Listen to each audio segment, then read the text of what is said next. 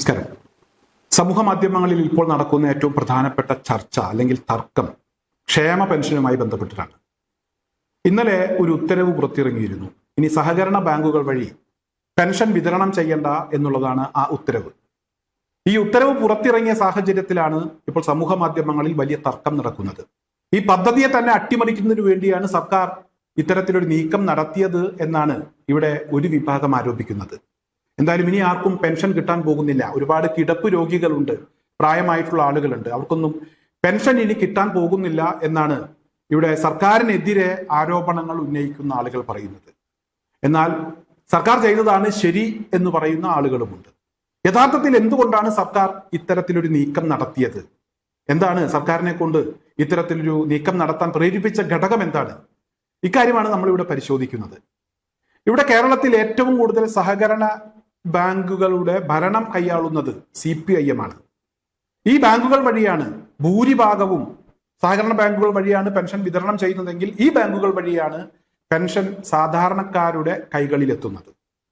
ഇത് CPIM കൊടുക്കുന്ന തുകയാണ്. CPIMന്റെ ഇടപെടൽ മൂലമാണ് ഇപ്പോഴും ഈ പെൻഷൻ കിട്ടുന്നത് എന്ന് ചിന്തിക്കാൻ സാധാരണക്കാരെ പ്രേരിപ്പിക്കും.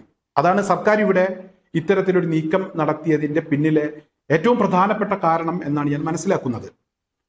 മറ്റൊരു പ്രധാനപ്പെട്ട കാര്യം, ഇവിടെ ഈ പെൻഷൻ വിതരണം ചെയ്യുന്നത് CPIMന്റെ പ്രവർത്തകർ തന്നെയാണ്. സഹകരണ ബാങ്കുകളുടെ ഭരണത്തലപ്പ് തിരിക്കുന്നത് CPIM ആണ്. അവർ നിയമിക്കുന്ന, പാർട്ടിയുമായി അടുത്തു നിൽക്കുന്ന ആളുകളാണ് ഈ പെൻഷൻ വീടുകളിൽ എത്തിക്കുന്നത്. അവർക്ക് ഈ പെൻഷൻ വിതരണം ചെയ്യുന്നതുമായി ബന്ധപ്പെട്ട് അവർക്ക് ഒരു വരുമാനമുണ്ട്. എത്രയാണ് കൃത്യമായി അവർക്ക് കൊടുക്കുന്ന തുക എന്നുള്ളതിനെ കുറിച്ച് എനിക്കറിയില്ല. എന്തായാലും ബാങ്ക് അവർക്ക് ഒരു നിശ്ചിത തുക ഓരോ വീട്ടിലും കയറി ഈ പെൻഷൻ വിതരണം ചെയ്യുന്നതിന്റെ ഭാഗമായി കൊടുക്കുന്നുണ്ട്. ഇവിടെ ഇത്തരത്തിലൊരു നീക്കം നടത്തുക വഴി CPIMകാരായിട്ടുള്ള 3 ആളുകൾക്ക് തൊഴിൽ കൊടുക്കാൻ കഴിയാത്തൊരവസ്ഥയിലേക്ക് ഈ ബാങ്കുകൾ പോകും. എന്തായാലും അവരുടെ പക്കൽ പണം കൊടുത്തയക്കുന്നതിന്റെ ഭാഗമായിട്ടാണ് ഇത് CPIM കൊടുക്കുന്ന തുകയാണ് എന്ന രീതിയിലുള്ള പ്രചരണം നടക്കുന്നത്. അത് മൊത്തത്തിൽ അത് ഇല്ലാതാക്കുക, ഇത് സർക്കാർ കൊടുക്കുന്ന തുകയാണ്, സർക്കാർ അത് മറ്റു വഴികളിലൂടെ വിതരണം ചെയ്യുന്നതാണ് നല്ലത് എന്ന് സർക്കാരിന് തോന്നി. അതുകൊണ്ടാണ് ഈ സഹകരണ ബാങ്കുകളെ ഇതിൽ നിന്ന് മാറ്റി നിർത്തിയിരിക്കുന്നത്. എന്തായാലും ഇവിടെ നമുക്കറിയാം, ഈ സഹകരണ പ്രസ്ഥാനങ്ങൾ CPIMന്റെ വളർച്ചയിൽ വലിയ പങ്കുവഹിച്ച ഒരു പ്രസ്ഥാനമാണ്. സാധാരണക്കാരന്റെ ഭവന നിർമ്മാണം, വിദ്യാഭ്യാസം, വിവാഹം തുടങ്ങി ഇത്തരത്തിലുള്ള വിഷയങ്ങളിൽ പലപ്പോഴും ഈ സഹകരണ ബാങ്കുകൾ വലിയ ഇടപെടലുകൾ നടത്തിയിട്ടുണ്ട്. വലിയ പരിഹാരവും ഇവരുടെ ഇടപെടൽ മൂലം ഉണ്ടായിട്ടുണ്ട്. അതിന്റെ ഭാഗമായിട്ടാണ് സാധാരണക്കാരായിട്ടുള്ള ആളുകളെ ഈ പാർട്ടിയോട് അടുപ്പിച്ചത്. അതുപോലെ തന്നെ ഓരോ പ്രദേശത്തും പാർട്ടിയുമായി ബന്ധപ്പെട്ട് നിൽക്കുന്ന ആളുകളെ തിരഞ്ഞുപിടിച്ച് അവർക്ക് ഒരു തൊഴിൽ കൊടുത്ത് അവരെ 100% പാർട്ടി പ്രവർത്തകരാക്കി മാറ്റുന്ന കാര്യത്തിൽ ഈ സഹകരണ പ്രസ്ഥാനങ്ങളെ വെച്ച് CPM വലിയ നീക്കം നടത്തിയിട്ടുണ്ട്. പരിശോധിച്ചാൽ അത് മനസ്സിലാക്കാൻ കഴിയും. ഓരോ പ്രദേശത്തും വളരെ പ്രധാനപ്പെട്ട ഒരു പാർട്ടി പ്രവർത്തകൻ, അയാളെ കൊണ്ട് പാർട്ടിക്ക് ഉപകാരം ഉണ്ടാകുമെങ്കിൽ തീർച്ചയായും അയാളെ പരിഗണിക്കുക, അയാൾക്ക് ജോലി കൊടുക്കുക, അയാളെയും അയാളുടെ കുടുംബത്തെയും 100% ഒരു ഫുൾ ടൈം പാർട്ടി പ്രവർത്തകരാക്കി മാറ്റുക. അങ്ങനെ കൂടുതൽ ആളുകളിലേക്ക് പാർട്ടി എത്തിക്കുക, പാർട്ടിയെ വളർത്തുക. ഈ ഒരു നീക്കം CPIM വളരെ കൃത്യമായി തന്നെ നടപ്പിലാക്കിയിട്ടുണ്ട്.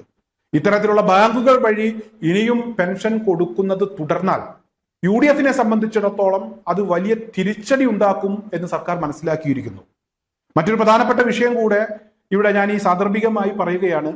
ഈ കഴിഞ്ഞ പെരുന്നാൾ സമയത്ത്, ബലിപെരുന്നാൾ സമയത്ത് ചില പത്രങ്ങളിലെയൊക്കെ വളരെ പ്രധാനപ്പെട്ട വാർത്ത എന്ന് പറയുന്നത് പെരുന്നാളിനും പെൻഷൻ കിട്ടിയില്ല, പെൻഷൻ മുടങ്ങിയ പെരുന്നാൾ എന്നൊക്കെയുള്ള തലക്കെട്ടിലുള്ള വാർത്തകളായിരുന്നു. യഥാർത്ഥത്തിൽ സർക്കാർ പെൻഷൻ പ്രഖ്യാപിച്ചിരുന്നു, അനുവദിച്ചിരുന്നു. അതുമായി ബന്ധപ്പെട്ടുള്ള അറിയിപ്പ് അതത് സഹകരണ ബാങ്കുകൾക്ക് ലഭിക്കുകയും ചെയ്തിരുന്നു. ഇവിടെ UDF ഭരിക്കുന്ന ചില ബാങ്കുകളുണ്ട്, എല്ലാ ബാങ്കുകളും ഇല്ല, ചില ബാങ്കുകൾ സർക്കാരിന്റെ ഈ അറിയിപ്പ് ലഭിച്ചതിനെ തുടർന്ന് അവരുടെ ആസ്തിയിൽ നിന്ന് എടുത്ത് ഈ പെൻഷൻ വിതരണം ചെയ്യാൻ തയ്യാറായി.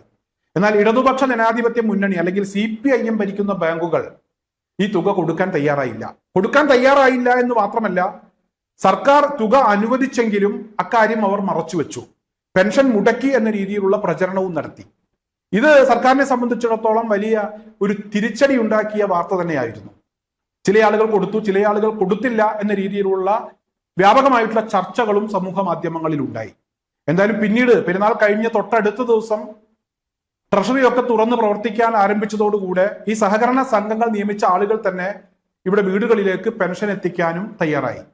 എന്തായാലും ഇവിടെ ഇത്തരത്തിലുള്ള നീക്കം, ഇത് രാഷ്ട്രീയമായി ഈ പെൻഷനെ ഉപയോഗിക്കുക, കൂടുതൽ ആളുകളെ പാർട്ടിയിലേക്ക് കൊണ്ടുവരുന്നതിന് വേണ്ടിയും ആളുകളെ തെറ്റിദ്ധരിപ്പിക്കുന്നതിന് വേണ്ടിയും ഒക്കെ ഇനിയും ഇടപെടൽ ഉണ്ടാകും എന്നുള്ള ഒരു തിരിച്ചറിവും സർക്കാരിന് ഉണ്ടായിട്ടുണ്ട്. ഇതിന്റെ ഭാഗമായിട്ടാണ് ഈ സഹകരണ ബാങ്കുകൾ വഴി പെൻഷൻ കൊടുക്കണ്ട എന്നുള്ള ഒരു തീരുമാനം UDF ഗവൺമെന്റ് എടുത്തിരിക്കുന്നത്. പിന്നെ മറ്റൊരു പ്രധാനപ്പെട്ട ആക്ഷേപം ഇവിടെ ഉയർന്നു വരുന്നത്, ഈ സഹകരണ ബാങ്കുകൾ വഴി ഇനി പെൻഷൻ കൊടുത്തില്ലെങ്കിൽ മറ്റു ബാങ്കുകൾ വഴി അവരുടെ അക്കൗണ്ടിലേക്കാണ് തുക എത്തുന്നത് എങ്കിൽ കിടപ്പ് രോഗികൾക്കൊക്കെ എങ്ങനെ ഈ തുക ഉപയോഗപ്പെടും എന്നൊക്കെയുള്ള ഒരു ചോദ്യമാണ് ഉയർന്നു വരുന്നത്. അവർ സ്മാർട്ട് ഫോൺ വാങ്ങിക്കേണ്ടി വരും, ഗൂഗിൾ പേ എന്ന് പറയുന്ന ആപ്ലിക്കേഷൻ ഡൗൺലോഡ് ചെയ്യേണ്ടി വരും, കിട്ടുന്ന തുക അതിനൊക്കെ ഉപയോഗിക്കേണ്ടി വരും എന്നൊക്കെയുള്ള ചില ആക്ഷേപങ്ങളാണ് ഉയർന്നു വരുന്നത്. എന്നാൽ ഇക്കാര്യത്തിലും സർക്കാർ കൃത്യമായ ഒരു ഉത്തരവ് പുറപ്പെടുവിച്ചിട്ടുണ്ട് എന്നാണ് ഞാൻ മനസ്സിലാക്കുന്നത്. കിടപ്പ് രോഗികൾക്ക് ആ തുക ഉപയോഗപ്പെടും വിധം ആവശ്യമായിട്ടുള്ള നീക്കങ്ങളും സർക്കാർ നടത്തി എന്നുള്ള വിവരങ്ങളും ഇപ്പോൾ പുറത്തു വരുന്നുണ്ട്. എന്തായാലും സമൂഹ മാധ്യമങ്ങളിലെ തർക്കം അത് CPIM-നെ സംബന്ധിച്ചിടത്തോളം അവർക്ക് കിട്ടിയ തിരിച്ചടിയുടെ ഭാഗമായിട്ടാണ് എന്നുള്ളതാണ് ഇപ്പോൾ മനസ്സിലാക്കാൻ കഴിയുന്നത്.